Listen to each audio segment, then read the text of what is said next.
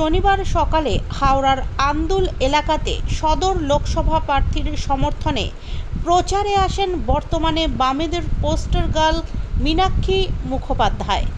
জনসংযোগ কর্মসূচি থেকে মীনাক্ষীর দাবি বাংলা নিজের মেয়েকে চাইল আর সন্দেশখালিতে তাদের সম্মান বিসর্জন দিয়ে দিল। তিনি সদরের বাম প্রার্থী সব্যসাচীকে জয়ী করার জন্য সাধারণ মানুষের সঙ্গে জনসংযোগ করেন। বামেদের কেন মানুষ ভোট দেবে সেই প্রসঙ্গে মীনাক্ষী বলেন, দেশকে বাঁচাতে বামেদের ভোট দিতে হবে। বাংলার মেয়েকে চেয়ে সন্দেশখালিতে মহিলাদের সম্মান বিসর্জন দিল।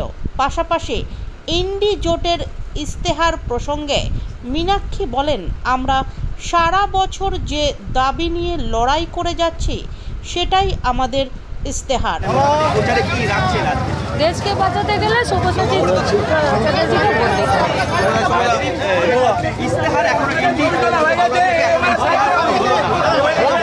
সারা বছর যে দাবিতে আমরা লড়ে যাচ্ছি আমাদের ইস্তেহার সেটাই।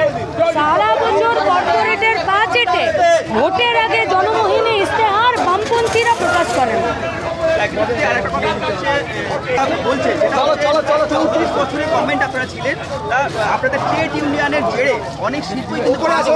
যারা বলছে তারা নির্লজ্জতা চরম সীমা অতিক্রম করে গেছে।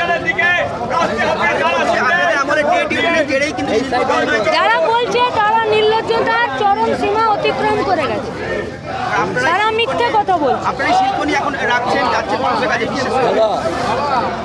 2011-র আগে পশ্চিমবঙ্গে শিল্পের ইনভেস্টমেন্টের যা পরিকল্পনা এবং এসেছিল এবং আজকে 10টা বছরে যা ঘটেছে সেটা আপনাদেরকে তুল্যমূল্য বিচার করে তার সত্য এবং ফ্যাক্ট রাস্তায় রাখতে হবে।